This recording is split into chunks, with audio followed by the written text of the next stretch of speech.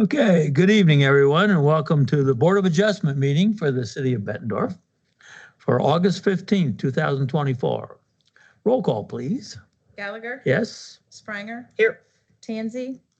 Tombergs? Here. Vermillion? Here. Okay, thank you. We got 4 people. We're in good shape. This is the Board of Adjustment. We are a 5-member board, 4 of which are here tonight.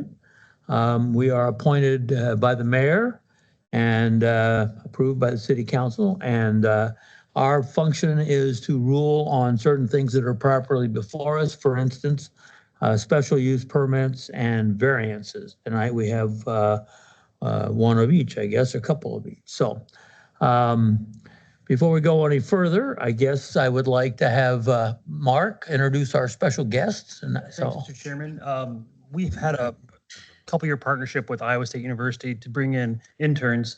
This year's intern is Jacob Knepp, sitting to my right. Jacob's been working for us on several projects. He won't be presenting tonight, but one of the things we like our interns to do is to get to all the kind of governing bodies of the city and see how they work, see how they make decisions. So he didn't work directly on these cases, but just some of the things he's worked on for us: billboards, property value assessments, the SMID district here in downtown, and then some other staff reports for the P&Z side of things. So he's been a great asset, has a good career ahead of him. We're happy to have him. I think he's a junior now. Senior. he's going to start the senior year. Yep, one more semester. Okay. From here. I'm from Bettendorf, yes. Welcome. Kind of fun to watch what's happening in Bettendorf. Welcome. Thanks for coming, and hope you had a good experience this summer. I did, thank you. The next item on the agenda is the minutes from last month's meeting. Anybody have any additions or corrections to the minutes? No. If not, I'll entertain a motion to approve the minutes. I'll move to approve the minutes. Second. Okay, a motion to second. All those in favor say aye. Aye. Anyone opposed? If not, they're approved. We'll move on to the next item. 4A is deferred till next month, it looks like. So 4B is case 24054. It's at 3077 48th Avenue. It's an R2 district. It's a variance exception to allow a 5-foot high fence in the required front yard along Davis Street. It's submitted by Kyle Fitzenmeyer. And Greg, do you have the staff report, please? Mr. Chairman, this is the locale right here, corner lot, and there is a fence that runs along this area that was placed in. The variance request is to reduce that setback from 25 feet to the current fence location, and it governed zoning ordinance provisions 11-5-5 for the actual zoning class, and then 11-11B-12L for exceptions to placing a 4-foot high fence along a street. Essentially, your breakdown of the neighborhood areas, neighborhood light for land use classification, which facilitates the R2 single family residence district zoning classification, typically of 25 feet for the setbacks in these districts. And what we're looking at right now, this is the first fence that was here prior, and that was 4 feet in height. This is the second fence that's emerged, and you can see there's a difference here versus here, but the original fence was compliant, and that's not the issue. The fence that is in this photograph shows the fence as it was constructed at 5 feet in height. Was done so without a permit. A permit was applied for, but the problem is we did not, as staff, approve this current fence design. Fence comes out in this direction toward the west, and then from this point on, it heads directly south. So it's coming out beyond where the 25-foot setback has been established for the structure, as you can see where the garage is here. Under the provision, as I mentioned, 11-11B-12L, fences and walls, fences that are 6 feet, or I should say more than 4 feet in height, must face a minor collector, major collector, minor arterial, or principal arterial roadway, which Davis Street is not. It is a local street. And then even given that provision, that the fences that do face any of these classifications here, which are highly trafficked, the fence must be brought in within essentially 12 feet It can only encroach up to 12, within 12 feet of the property line, and then evergreen trees, one every 25 feet along the fence would have to be placed in that area, that setback, or the fence would have to be drawn back to a 15-foot setback from the property line. This fence does not meet any of those requirements. This is the concept plan that is originally provided. The area is highlighted here by us to show this encroachment. The remainder of this area that has the 5-foot high fence, the fence is within the boundaries of what is permitted for such a fence. But the new construction would place it far closer, as you can see in this highlighted area. This is the boundary essentially where the fence would be permitted. The petitioner does not meet the standards for the fencing under any of our ordinances. And also, given that this plot plan was not approved and that the fence permit was not issued, staff is not supporting this based on the precedents of variances requested within the last 10 years. These are all denials, all 5 of these. And we could not find any ruling that would affirm placing a fence in a right-of-way area, in a setback that faces right-of-way that is non-arterial or non-collector in nature. So essentially, we have a 5-0 precedence of cases for rejecting fence height when there is no longer a fence facing any collector or arterial streets. Given that, staff would recommend denial of this variance request for this fence. And we would offer in the alternative that either the fence be tapered so that it is only 4 feet in height at its current location, or that the fence be moved back to the 25-foot setback line for distance from the property line. I would ask, are there any questions? Any questions for staff? What's the thinking about the 4 foot? Why is 4 foot part of it? Used to be 3 feet, and then from a somewhat of a surveillance standpoint, when police do their patrolling, the higher the fence, I mean, eventually, you know, that it makes it more difficult for people to look at that. The idea is there's a balance here. I mean, when you do have these fences near a collector or an arterial, what you're trying to do is prevent the foot traffic, as well as just the regular noise and externalities from vehicular traffic from getting into the property, as it were. Along these areas, it's not something that, you know, is needed. So it's a balanced approach. The ordinance itself sets the 4 foot. Yes. Any other questions? Okay. I'm going to ask for people in favor of it before I do that. However, we did get an email today from a Paul Grask. I guess that's how he says it. Anyhow, he lives at 4814 Davis Street, and he is in favor of the variance. Anyone who wishes to speak in front of concerning the variance, I'd appreciate it if you would go to the podium in the back, state your name and where you live, and then to proceed to explain your position.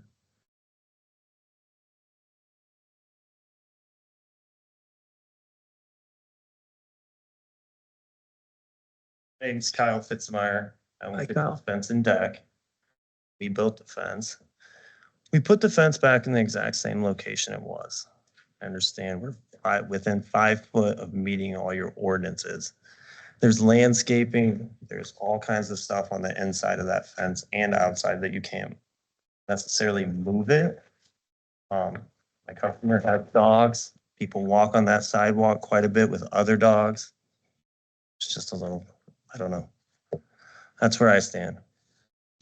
It's 5 foot Why? difference. Why wasn't there a permit? I applied for the permit and I've been waiting to hear back. Never heard back. I figured I'd put a fence in the same exact spot. I put a lot of fences up. I've never come across this. So you didn't know about the 4 foot ordinance? I did, but I figured I was far enough off the sidewalk that it wasn't gonna hurt. I'm 19 foot off the sidewalk, 28 foot off the street.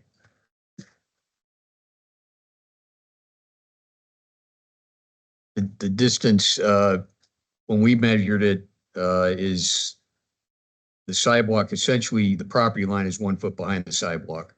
We measured it, I believe, the best measurement that we got was about 12 or 13 feet removed the fence was from the sidewalk. The other factor here is we wait for someone to get back with us. We do send these correspondence out to see where the progress is in getting the fence to sort of comply, I guess. When we saw in the application that it was 5 feet in height, we did correspond with the contractor. And we waited, nothing came back, and we went out to the site, saw that the fence is up, and that's when we acted. So you've discussed the options with the owner? Yes, he's sitting here. And because obviously there's a couple options there that he has, especially making it a 4-foot fence. I think the idea is that the ordinance is there so we have people complying. And People that apply for a permit. There's several of them that you could drive around town and they're up. They just haven't been caught. That's probably true. Probably true. I guess, but you didn't get the permit. That's, not I have mean, it yeah, approved. That I is think that's, true. it just comes Yes. down to you didn't get the permit. Right, I think Correct. that's kind of Yeah, the, the black and white piece of it. Lesson learned. Anything else? Anybody else want to speak in favor of the application?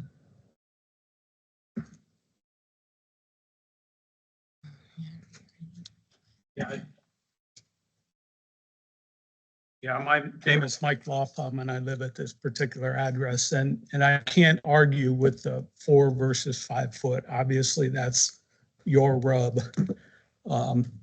That fence has not been relocated at all. Put it exactly where it was. So it's just the elevation that the city has a problem with. So it, you know, I jotted down a note. There was a comment made by Mr. Beck about policing, which I don't understand at all. In our case, it's a matter of privacy, which we felt was a benefit for us. We'll take care of policing ourselves. That's what I think every person in this room should do. If we have a problem, we'll call the police and it'll be handled that way. So, you know, I would ask that each person here take a drive by and see that over the years, we've done some beautification to our home and in our neighborhood. And perhaps take that into consideration. The previous fence there, we moved into that home in 2009. The previous fence there was 20 years old, at least. So it's been there a long time. And it's even better now. So thank you. Thank you. Thank you. Anyone else? Anyone else want to speak in favor? I'm sorry. Anyone wants to speak opposed? I don't see. If I understand it correctly, real quick, it's only that part of the fence though, that needs to be the 4 foot. And it's the street side. side. Right. Right. And you said that because of the landscaping, moving it would not be a good idea, but that piece going to 4 foot would help with the regulation. Yeah, we're kind of stuck with the yeah. regulation, unfortunately. I guess my other question is how can there be such a difference in the, I mean, the distance from the sidewalk that city has and the distance? I mean, obviously, we're all measuring from a different point, I'm guessing. But the point is, though, it's still, whether you use their figures or ours, it's still in the front yard setback. Correct. It's still in violation. Right. Okay, and anything else from the board? Oh, I'm sorry. Yeah. Yes, sir. Has the setback changed? No, No, 25 feet for several decades for that zoning class. So the old fence was, The old fence was 4 feet in height and it was Right. compliant, yeah. well, it's within the 25 foot, but it's only 4 foot in height. Right, it's the height. It's the not- height that's the killer on this one. and that doesn't make sense to me. Okay, anyone wish to make a motion? Tough one. Yeah. I guess I'll make the motion to deny the variance for the 5-foot fence based on, this is what the law is. This is what the city standard is. And I'll second. Okay. Any discussion further? Roll call? Gallagher, Yes. Spranger, Yes. Tom Burks. Yes. Vermillion. Yes. So sorry. Yeah. Let's skip to D because Mark is taking C. So case 24060 is at 3834 Villa Court. It's an R4 district. Exception to reduce the required rear yard setback from 25 to 16 to allow construction of a deck. And do you want to make your comments? Mr. Greg? Chairman, Have a the name. site is approached from 53rd Avenue, and then you have Barcelona right here into Villa Court. This is the address right here. And it is a request to reduce that rear yard setback from 25 to 16 feet to construct a 12 by 16 foot deck. Ordinance relevant portion is 11-5-8-B. This area is governed by mixed transitional land use. It was rezoned essentially by the city in 2017. This was originally a C5 office transitionally zoned subdivision. It got a special use permit to put in the duplexes as opposed to an office type use. So it was something that was done to transition it into that zoning class, the most appropriate one for what was there at the time, given the regulations and given the density that was within the subdivision. This is the petitioner's site right here. This is the deck in question, and this deck would be removed, and then an additional 4 feet protruding to the north would be built into this area with the same width. And as you can see, there's other decks too that are already in place that have already been built even farther out than what the petitioner is requesting. Part of the situation here regarding this site is rather constrained to begin with. It was part of what was Lot 5 of Frank Marchin's auditor's plat, and then there was a remnant that was left over from the widening for the right-of-way for 53rd Avenue. There was a 50-foot wide, typically in this time frame, you would see a 52-foot wide, but in this case, a 50-foot wide right-of-way was put in. And the lots are somewhat compacted as a result of this subdivision being constructed and planned as it was. This area shaded here is the addition that is being placed out here as part of the deck. You have a C5 area here that was originally a 20-foot setback area that was required to place the deck in. Now you have a 25-foot rear yard setback because of the R5 zoning that's in place. The petitioner is requesting that this 16 feet here be the area that is the new backyard essentially for this encroachment for the deck.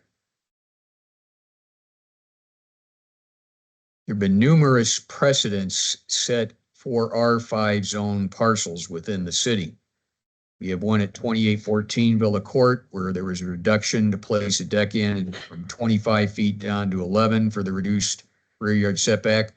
We have numerous variances have been granted from 25 feet down to 12 feet for areas within the Everest Summit additions.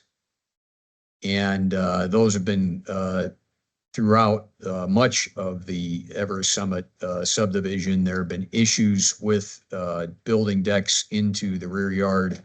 But summarily, typically the variances have been granted are from 25 feet down to 12 feet for rear yard setbacks. Staff could find no cases where the Board of Adjustment rejected a variance request over the last 10 years in an R5 district under similar circumstances. Also, we would add that at 2804 Villa Court, there was a reduction from 20 to 14 feet for setback distance for a deck that was placed under C5 standards in that location. The adjoining subdivision to the east, Forest View Villas, had all of their rear yard setbacks reduced from 25 down to 5 feet, and that was under a 2003 variance request. Staff would recommend approval of this variance given the configuration and constraints for the villas at Walnut Grove for this particular address, and given the precedent that has already been established by the board for rear yard setback reduction. Therefore, we'd recommend approval of this rear yard setback reduction from 25 down to 16 feet. I would ask, are there any questions?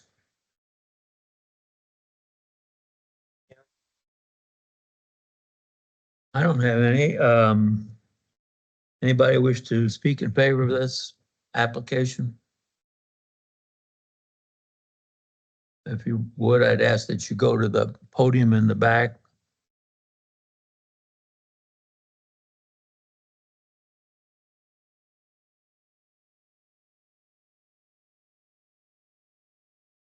My name is Tarikere Kumar.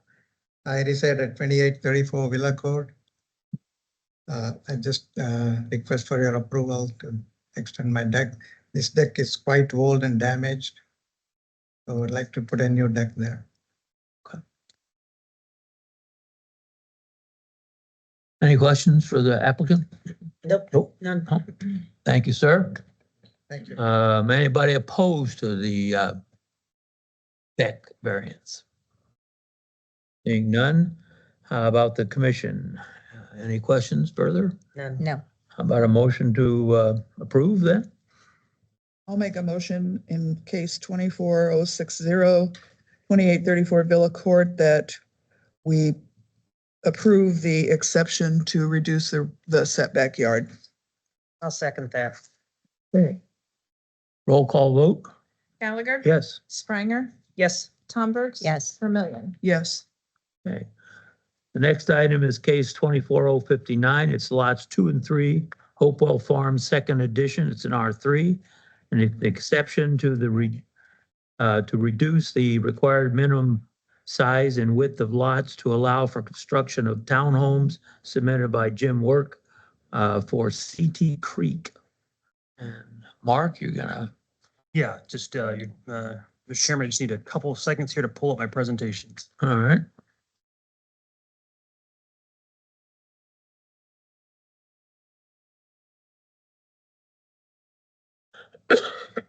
Excuse me.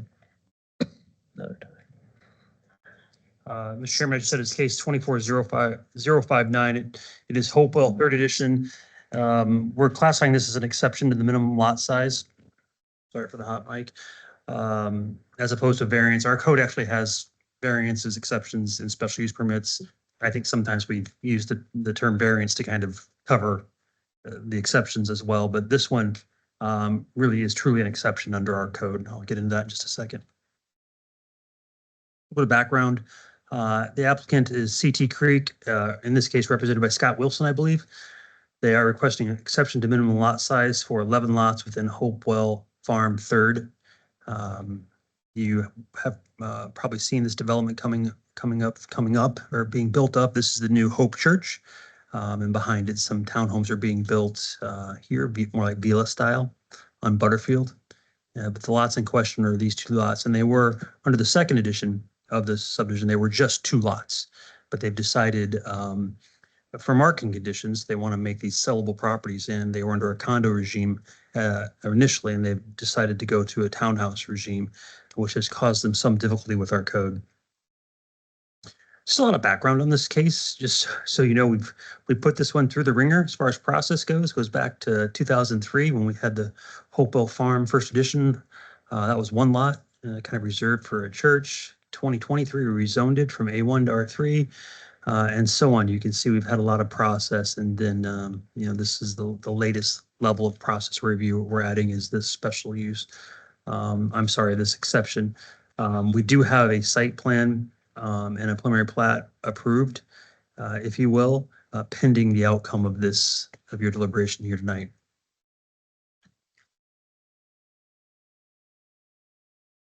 So way back when, about a year and a half, 2 years ago, this is the original preliminary plat plan that came in where they were envisioning individual lots for these homes here, these townhome or villa styles, and then a smaller condo regimed on these two lots. So this island, if you will, was one big lot, and this island was one big lot.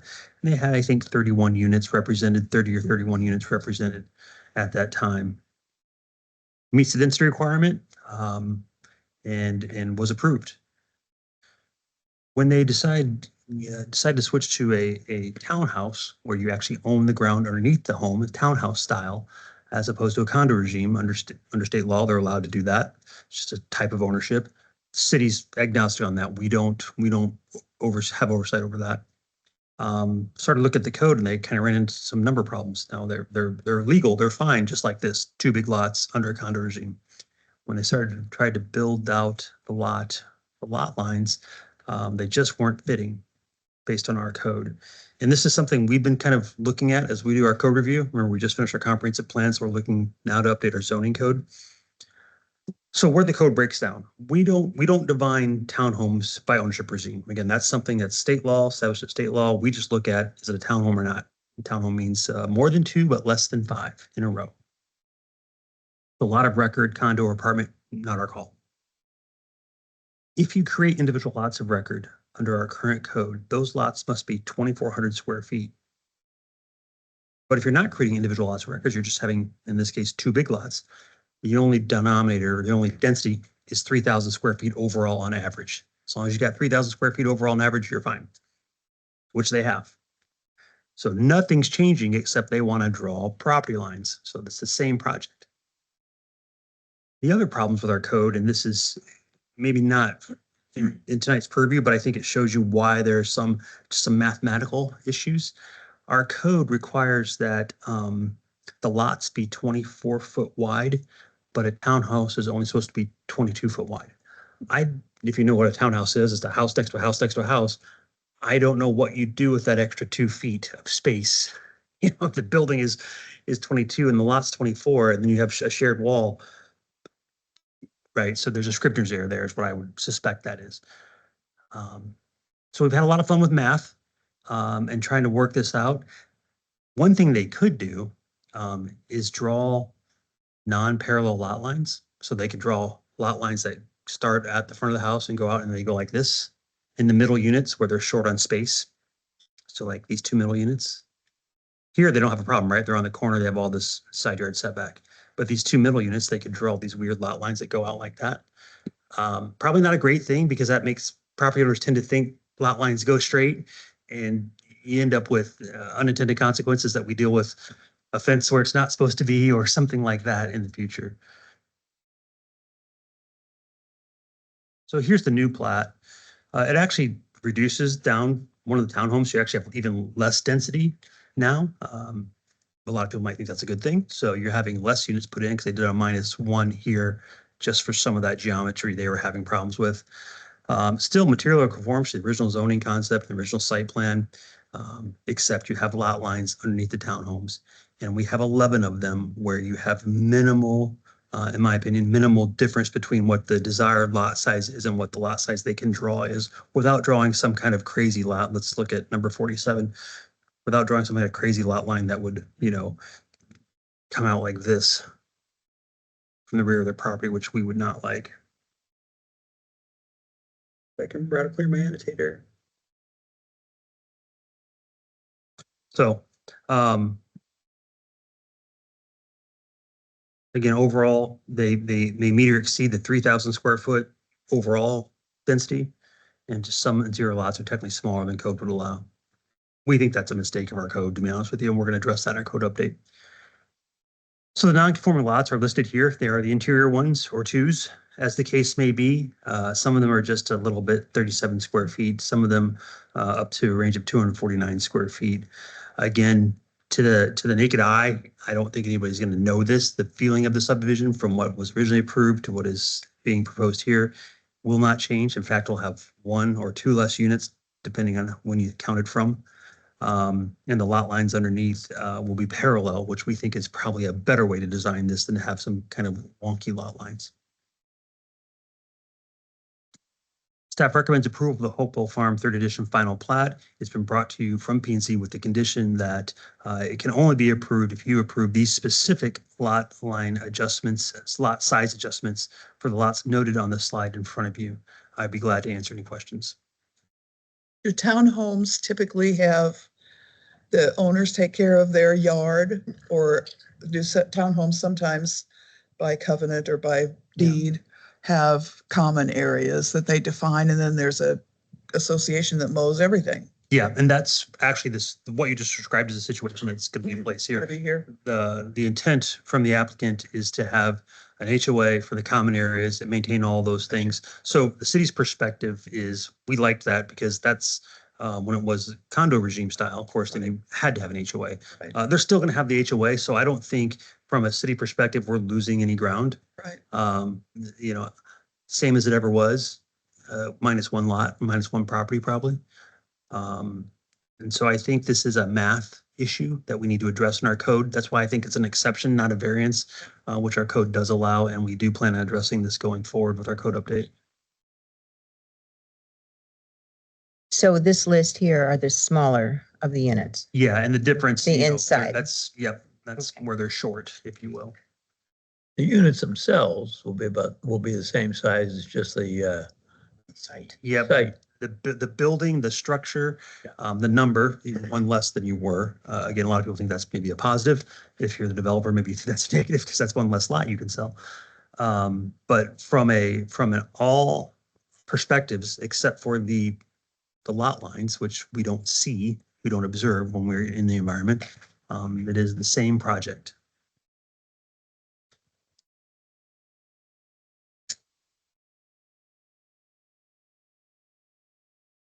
These are full basements, I think these are slab on grade. I think the so they're 2 stories to get 3,000 square feet. yeah, these are 2-storied. Yep. So they meet our minimum unit size, dwelling unit size, all that. These are the ones that I believe are have basements. I'm not sure. I don't want to say either way, Okay. actually.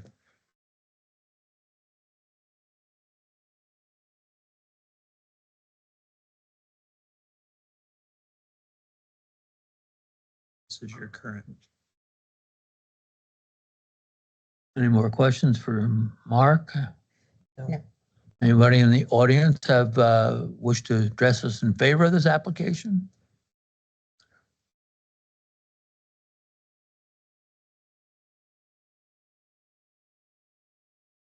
Good evening. My name is Nick Bettis with Axiom Consultants, here representing for CT Creek.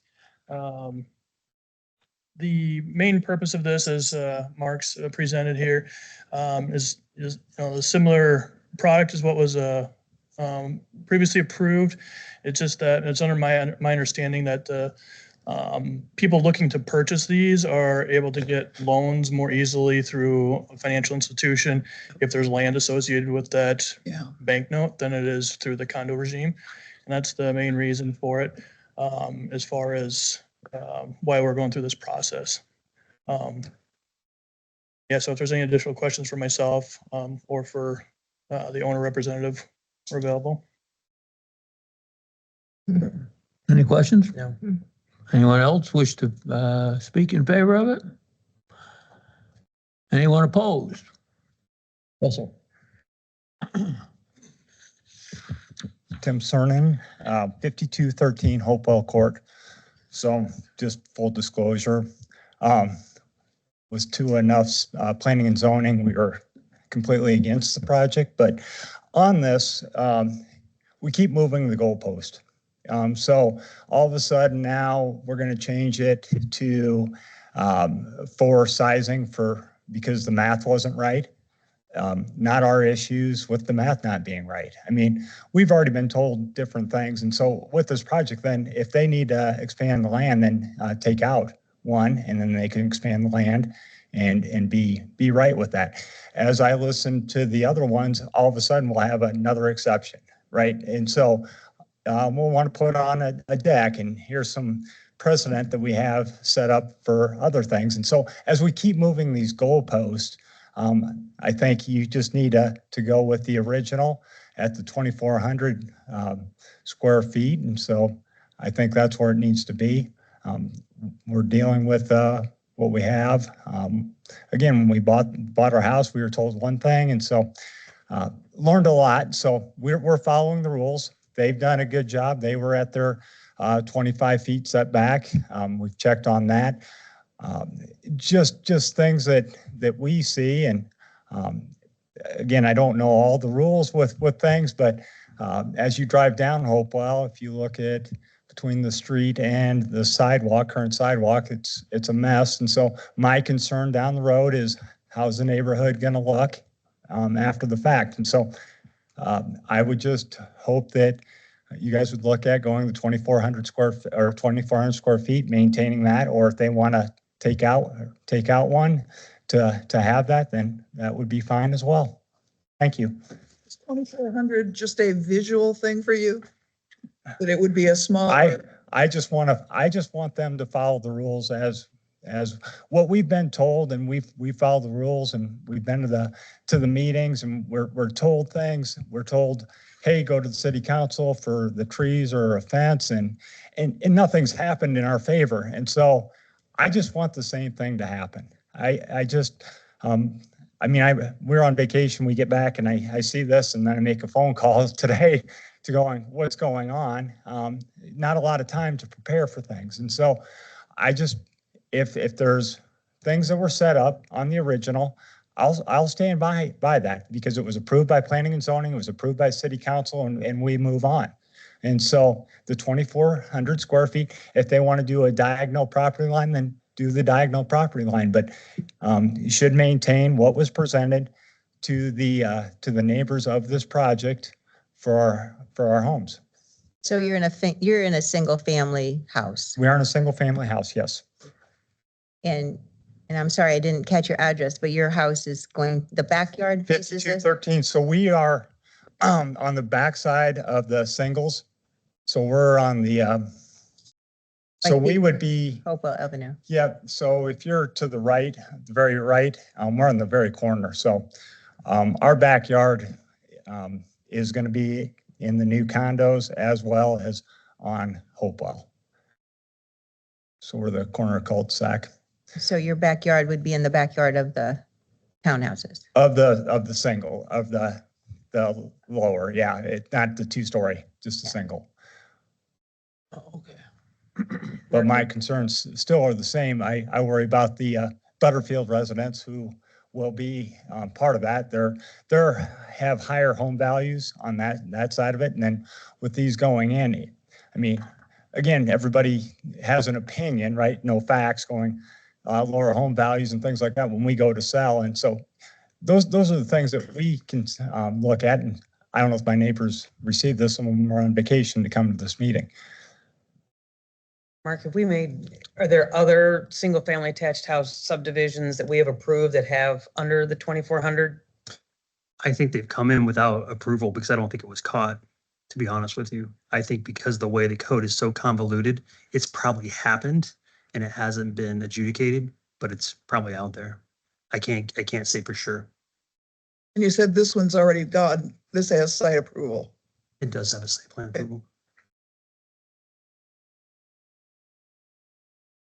Site approval for the condos or the townhouses?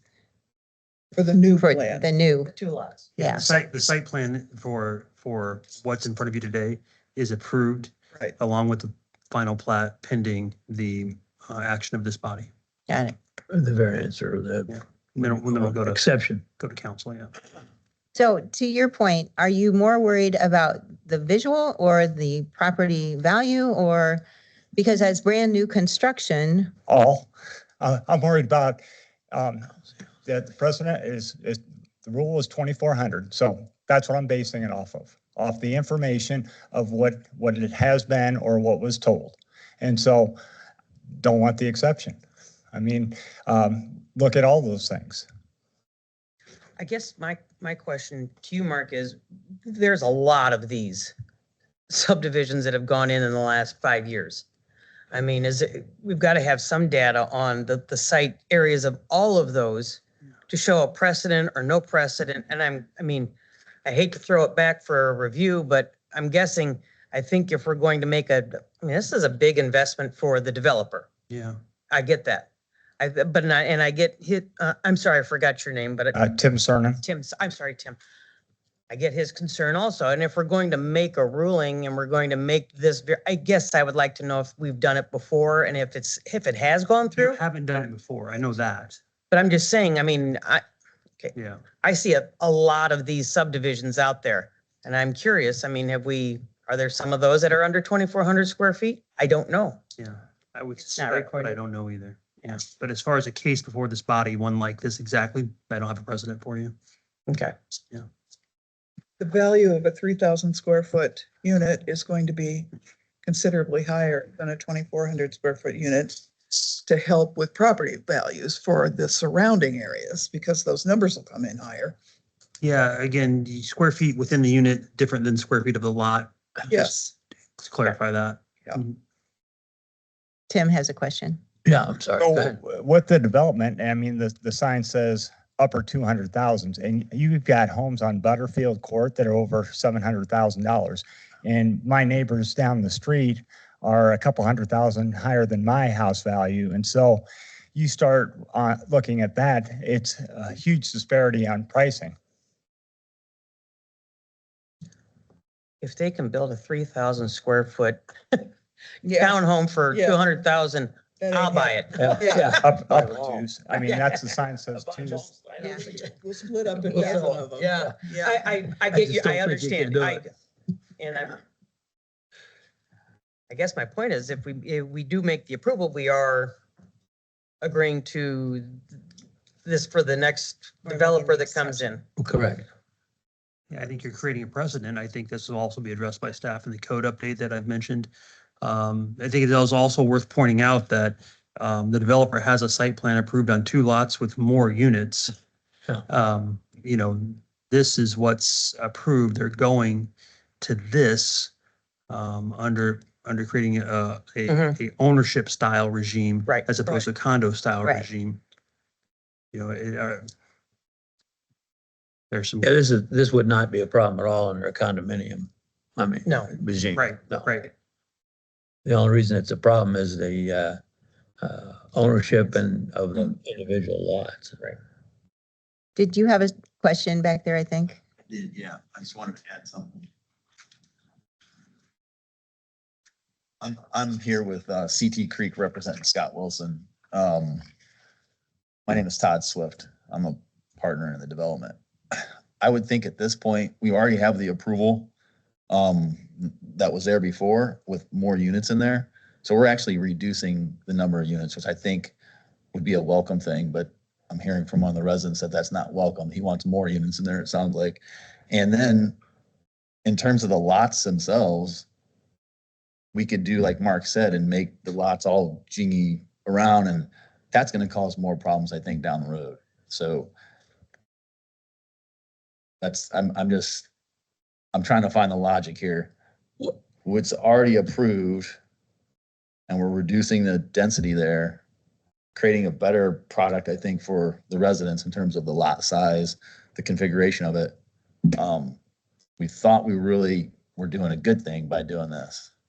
So, I'm sorry. yeah. What's your thought as far as the, how are you going to maintain all the grass area, the non-buildable area? Is that going to be maintained by a HOA Like Mark said, yeah, there's an HOA in place. with restrictions as to what can be done? In other words, with restrictions on how the individual property owner can landscape and take care of their property? I'll have to, I have to get the details. I can answer that.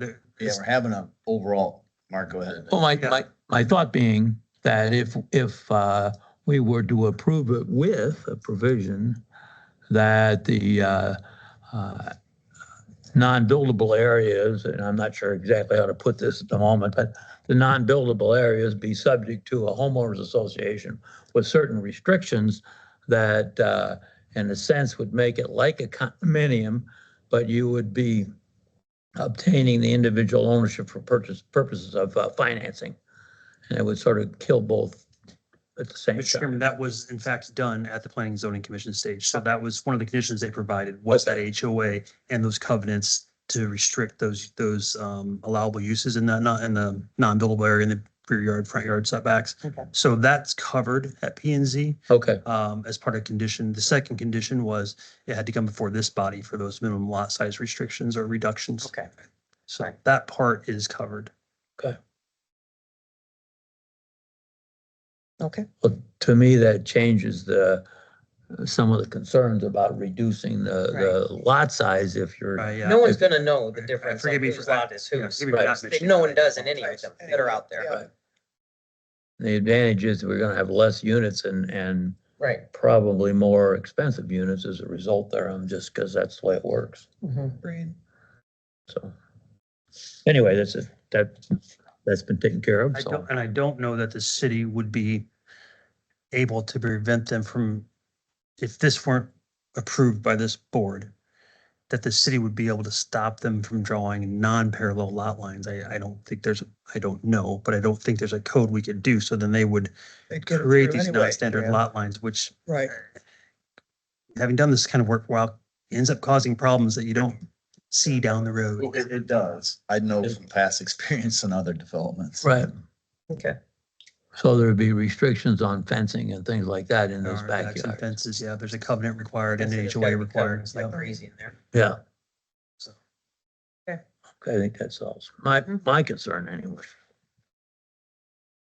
Oh, I think we have another question. Sure, go ahead. But with lot sizes, that's going to go with the property value. I mean, it does on that side of it. And when it was presented to planning and zoning and it was approved, it wasn't, it was just going to be condominiums and now we're going to sell them. And so again, the goalpost keeps moving.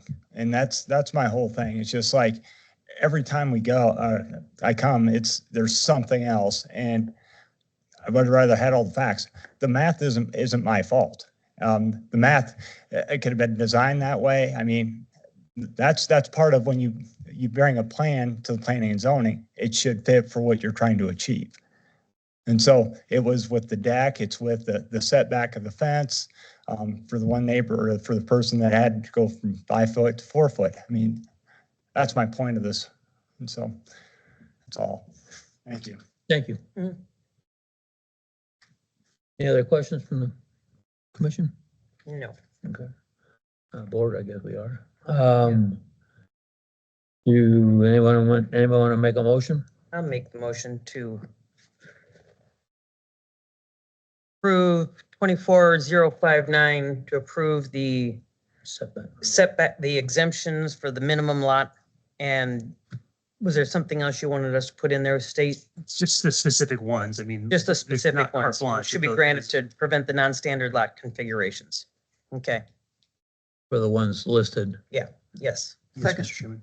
so, and also subject to, I guess we don't have to make it subject to the restrictive covenants as long as that's. They're already probably. You certainly can, but I believe that's covered. I'm positive it's covered by planning and zoning conditions. And the city staff gets the right to review those restrictive covenants do. before the subdivision's approved.